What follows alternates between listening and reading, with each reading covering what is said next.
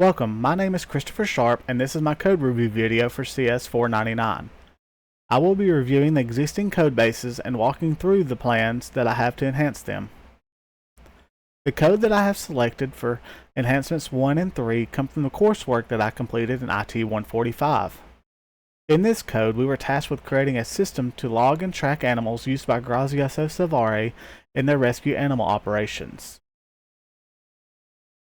We will start with the parent class rescue animal that houses the data that is shared between the two child classes, dog and monkey. Here we have instance variables, as well as constructor, and assessors and mutators for the class.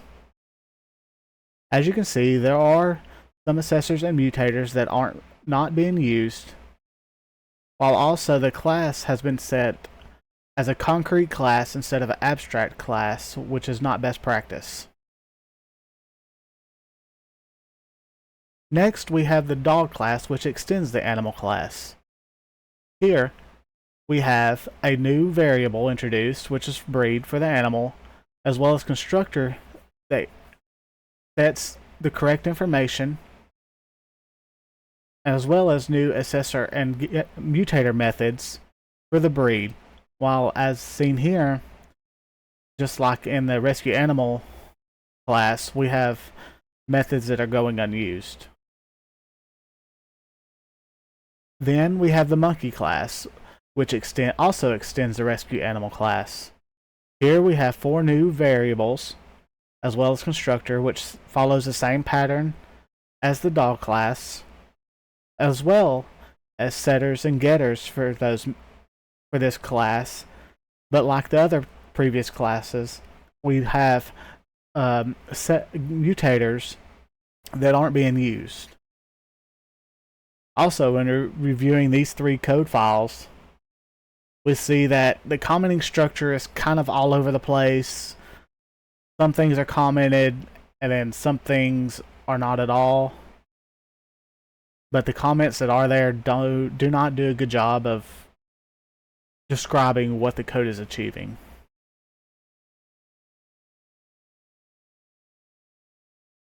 Next, we have the driver class. This class holds most of the functionality for the console application itself. This is where the user's interactivity has its entry point to the program. As you can see, we have a scanner that takes in the input from the user, as well as a private array class that will hold the information for the animals. Next, we have our main function, that initializes the dog and monkey list while also using a loop to display a menu and waiting for the choice from the user onto what to do next. And as you can see from the choices, we have intaking new animals, setting the reserve status of the animal, as well as printing the animals based on type or availability, and a way to exit the application. Also, we have a default set, that way if a user selects an invalid input, it will break out of the case, so to speak. Here we've initialized some dogs and monkeys to go into the list. I did this for testing. It's not good functionality. This should be in their own separate files to do that, to test the functionality. Next, we have the methods for intaking the animals, starting with the dog. Here we ask for the dog's name, and then we compare that to the animals that are already in the list. And if that animal name is already in the list, then it kicks the user back out to the menu. This is not a good way to check for multiple animals that may be the same, because animal names can be very similar or the same in some cases. So a different way of checking for duplicates would need to be thought of. Here we go ahead and take the rest of the information within a true or false entered for if the dog is reserved or not. As you can see with these, there's no validation input, so really it's hard to check whether those animals are there or not, or whether it's the right information that's being entered. So to fix that, we would need to do some input validation. After the information is gathered, a new instance of the dog class is created, and then that new information, that new dog object, is then added to the list, the array list. Same thing for the monkey. Here we just ask for the monkey's name and then check that against whether that name already exists in the system. Like I said with the dogs, dog class, and dog check-in, it's not a good way to check for duplicates in the system. Next, we get the monkey species, and then we check to see whether it's the appropriate species for training. And if it's not, we return a warning to the user that the animal is not eligible for training, and then return back to the main menu. Just like before, we take in the rest of the information and then use a Boolean to check for whether it's reserved or not. Again, we have no input validation here, which would need to be added to make sure it is correct. Then we create the new monkey object and add it into the monkey list. Now for the reserved animal check, we enter whether it's a dog or a monkey, and if it's not one of those, then we return to the main menu by printing out invalid input. Then we ask for what service country this animal's in, and then we iterate through the list to find either dog or monkey that matches the location and whether it's reserved or not. If it's not reserved, we flip the Boolean and then print out that it was successfully reserved. Or if there's no animal available, well, then we print out that there's no animal available.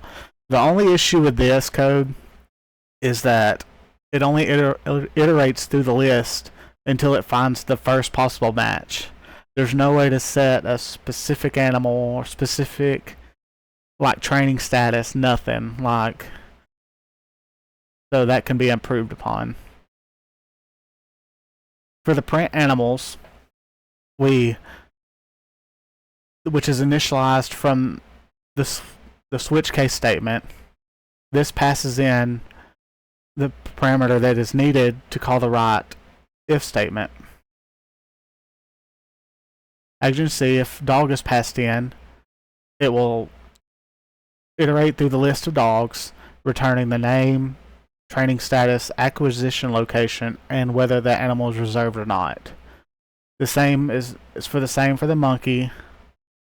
Then for the available animals, we iterate through the list of both animals and then get whether that animal is already in service or not by comparing the reserve status. Then if it's not reserved, we return the animal's name, the training status, the acquisition location, and the reserve status. For this enhancement that is going to cover Category 1, which is Software Engineering and Design, I am going to refactor this code into Python. This will give me the ability to be able to work with persistent data better by saving into JSON files that can be loaded and saved. While also I am going to create a GUI system that eases the usability of the application. So we will have all the same functionality that we have now. It'll just be easier to use. This will align with the course outcomes of number 3 and number 4. For course outcome number 3, it aligns because I am implementing a GUI and a JSON input-output that is showing I can take the problem and use advanced problem solving that will make it easier for usability and have the data being persistent.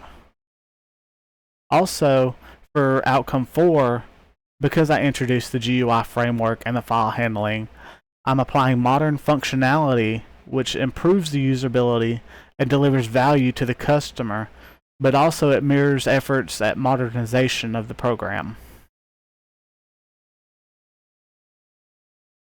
For enhancement 2, the code base that I've selected comes from my CS300 class, which is Data Structures and Algorithms. In this code base, we were tasked with creating a console program that took the input from a CSV file and loaded it into a data structure that could be then used to print all of the courses in the file in numerical order, as well as the ability to search through the courses and return any prerequisites that may be available for that course or may be required for that course. This code is all located in one C++ file. While this is not industry standard, the code base is quite small at only roughly 287, 300 lines of code, so it's perfectly normal. So to start off, as you can see, we've created a structure called course data that holds the information that we pull in from the CSV file, which enables us to better access that data later and to sort through it. Here, I've also created a helper function that will take the results and user input and capitalize it so that it's more visually similar, I guess is the word.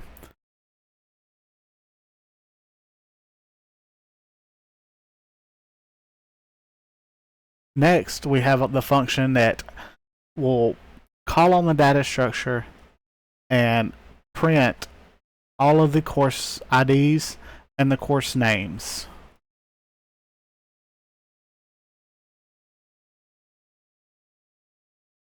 And then the next method that we have is the method that actually parses the file.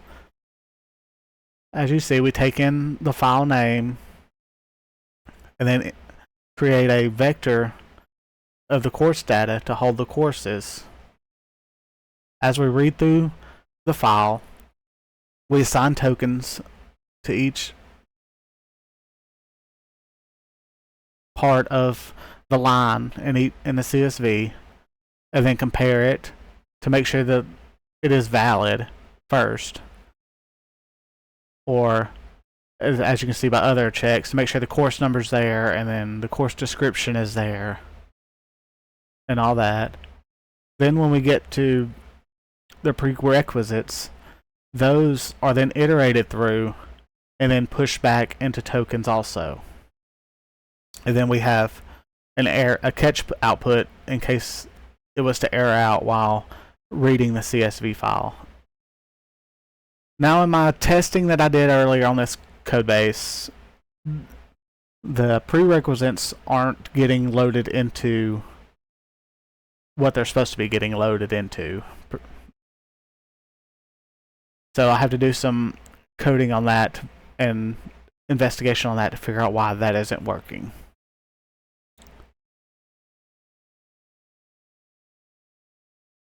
Next, we have the function that allows for the searching and printing of a specific course.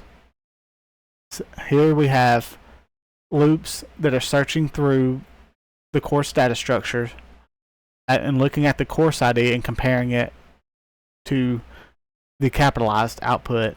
If it finds a match, it prints the course ID and then the course name, and then sets up a line to house the prerequisites. This part of the code right here searches through and finds the prerequisites and returns them. But as I said earlier, after rerunning the code that I haven't ran in 3 years, I'm having issues with it returning the correct prerequisites. It's just returning none every time. Next, we have a partition function that helps in sorting the data by the course ID so that it is in alphanumerical order. In this function, we're taking the midpoint of the data and setting it as our pivot point, and then looping through all the data while moving the low point to the right until it finds something, a piece of data that belongs to its right, while also moving the high point to the left until it finds something that's supposed to be on its left. This helps it, and then it swaps the data. This helps it sort the data quickly so that it's in alphanumerical order. Next, we have a quick sort function which checks whether the data is already sorted, and if not, it calls upon the partition function with help in sorting that data, and it recursively does this. Some other errors that I have found in this code is we have variable naming conventions that aren't matching up, and then commenting could be better, because after a while it was kind of hard to follow along with what the code was doing because it's been so long. And then finally we have the main function. This will display a menu which calls for the user to enter an input, and if the input is not valid, it will say that it's an invalid input and then clear the screen. Here we'll use a switch statement to get the right choice and to call the correct variables. As you can see, if you select load data structure, it will ask for the file name,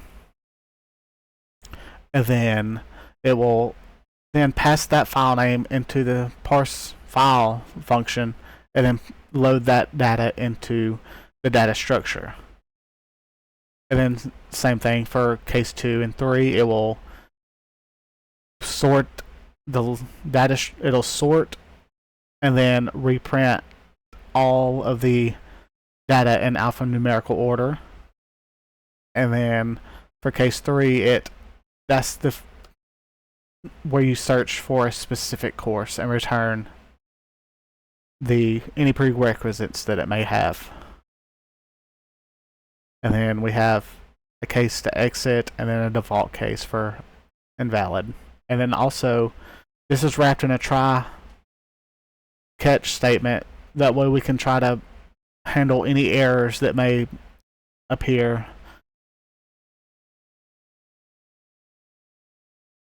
Now for this enhancement, I am going to take it and refactor the code. I'm going to attempt to use an AVL tree for this, as that will increase the efficiency of the program.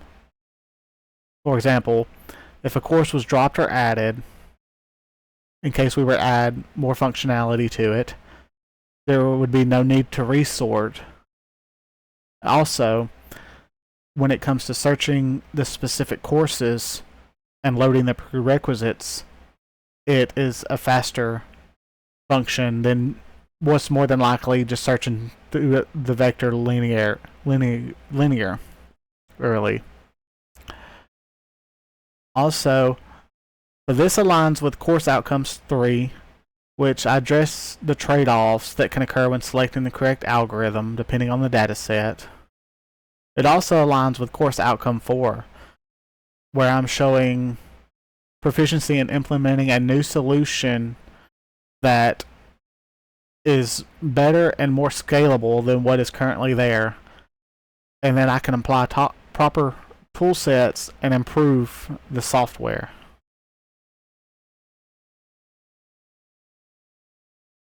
Now for enhancement 3, like I said, I will be reusing the IT145 code base, but after it's already been converted into Python in enhancement 1. What I will do in this code base is I will refactor, instead of using the JSON file input-output, I will use an instance of MongoDB. This will allow data to be held in persistence better. This will entail how the data is handled to be changed a little. Also, it will allow me to introduce role-based access control and the GUI to dynamically update onto which type of account is currently logged in, whether that be an admin account or just a regular user account. On top of these changes, I also plan on implementing password hashing and requiring all accounts to update the passwords on first login. This will increase the security of the application while denying unauthorized access to the data. This aligns with the outcomes of 3, 4, and 5. For outcome 3, I had to make considerations in how I was going to implement the role-based access control and how it would affect the application, whether that be in its performance, its scalability, or its security. For outcome 4, by implementing the role-based access control and modifying the UI based on the type of account that is logged in, I'm showing an innovative technique that will further enhance that program while also applying industry practices that are already in use.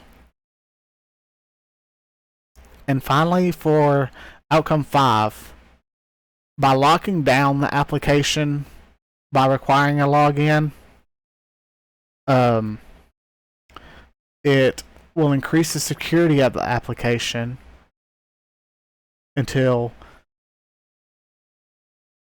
it will increase the security of the application. Also, by incorporating hash passwords and forcing password resets after first login, I am applying a security-first mindset that protects data privacy and ensures secure access.